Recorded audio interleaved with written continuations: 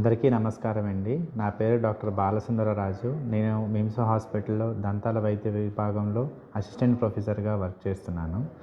ఈరోజు నేను పిల్లల దంత సంరక్షణ గురించి మీకు అవగాహన కొరకై ఈ వీడియో చేస్తున్నాము. పిల్లలు యూజువల్‌గా ఏంటంటే 1.5 సంవత్సరం నుంచి 3 సంవత్సరాల లోపు నోట్లో పాలపళ్ళన్నీ రావడం జరుగుతుంది. ఈ పాలపళ్ళు అంత దృఢంగా ఉండవు. పర్మనెంట్ టీత్‌తో కంపేర్ చేస్తే అంత దృఢంగా ఉండవన్నమాట. ఈ పాలపళ్ళు ఎక్కువగా పుచ్చుకి ఎక్కువగా ఎఫెక్ట్ అయిపోతూ ఉంటాయన్నమాట. దీనికి గల ముఖ్య కారణం ఏమిటి అంటే పిల్లలు ఎక్కువగా నైట్ టైమ్ పాలు తాగుతూ పడుకుంటూ ఉంటారు. సో తల్లిదండ్రులకు ఏంటంటే నా విన్నపం ఏంటంటే నైట్ టైము ఎప్పుడు కూడా పాల బాటిల్‌తో పాలు మాత్రం ఇవ్వొద్దు పిల్లలకి. అలా ఇచ్చినట్లయితే ఏమవుతుందంటే ఆ పిల్లలు ఆ పాల బాటిల్‌తోనే పడుకుంటూ ఉన్నారు. సో పాలల్లో ఉన్న తేమ అంతా కూడా పళ్ళకి పట్టుకొని ఆ పళ్ళు అక్కడి నుంచి పుచ్చిపోవడం అనేది స్టార్ట్ అవుతూ ఉంటుంది. దీన్ని నర్సింగ్ బాటిల్ కేరీస్ అని అంటారు. దీన్ని మనం ఎలాగా అరికట్టొచ్చనంటే పాల బాటిల్ వాడకాన్ని తగ్గించేసి పూర్తిగా గ్లాస్‌తో పాలు ఇవ్వడం అనేది మీరు అలవాటు చేయాల్సి ఉంటుంది పిల్లలకి. అలా చేసినట్లయితే ఈ పాల బాటిల్తో ఉన్న ప్రాబ్లమ్స్ అన్నీ కూడా మనం అవాయిడ్ చేయొచ్చు. అలాగే పిల్లలకి మరొక ముఖ్య కారణం ఏంటనంటే పిల్లలు ఇంటర్మిటెంట్ స్నాకింగ్ అంటారన్నమాట. అంటే మధ్యలో చాక్లెట్స్ తినడం, లేకపోతే పప్పు పదార్థాలు తినడం ఇలాంటివి చేస్తూ ఉంటారు.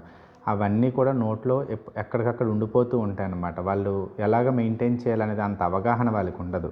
సో తల్లిదండ్రులు పిల్లల పళ్ళ పట్ల చాలా ఎక్కువగా శ్రద్ధ పెట్టాల్సి ఉంటుంది. అలా పెట్టి వాళ్ళకి ఏంటంటే వాళ్ళు తిన్న తర్వాత నోట్లో పుక్కిలించుకునే అలవాటు కానీ, లేకపోతే బ్రష్ చేయడం కానీ చేయించినట్లయితే నోట్లో ఉన్న పళ్ళన్నీ కూడా సురక్షితంగా ఉంటాయన్నమాట.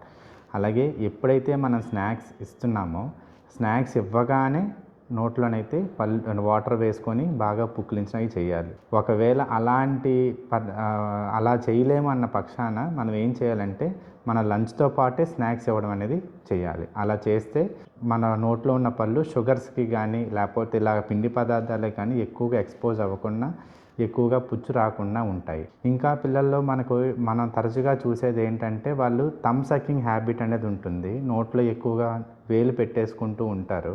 ఆ వేలు పెట్టేసుకోవడం వల్ల ఏమవుతుందంటే పై దవడ ఏదైతే ఉందో అది దాని డెవలప్మెంట్ అంతా మారిపోతూ ఉంటుంది. సో ఆ నోట్లో వేలు పెట్టుకోవడం వల్ల వాళ్ళకి ఏంటంటే ఎత్తుపళ్ళు రావడం కానీ, లేకపోతే మన అంగుట అంతా కూడా బ్రాడ్గా అయిపోవడం కానీ జరుగుతుంది. అలాంటిది ఏదైనా మీరు ఒకవేళ పిల్లల్లో మీరు చూస్తున్నట్లయితే ఆ హ్యాబిట్ని అరికట్టే పద్ధతులు కూడా మన దగ్గర ఉంటాయి. సో అవన్నిటికీ కూడా మీరు ఒకసారి డాక్టర్ దగ్గరికి వచ్చి సంప్రదించి ఆ పరికరాలను యూజ్ చేసి ఆ పరికరాలతో మరి ఇలాంటి ప్రాబ్లమ్స్ రాకుండా కరెక్ట్ చేయించుకుంటారని కోరుకుంటున్నాం.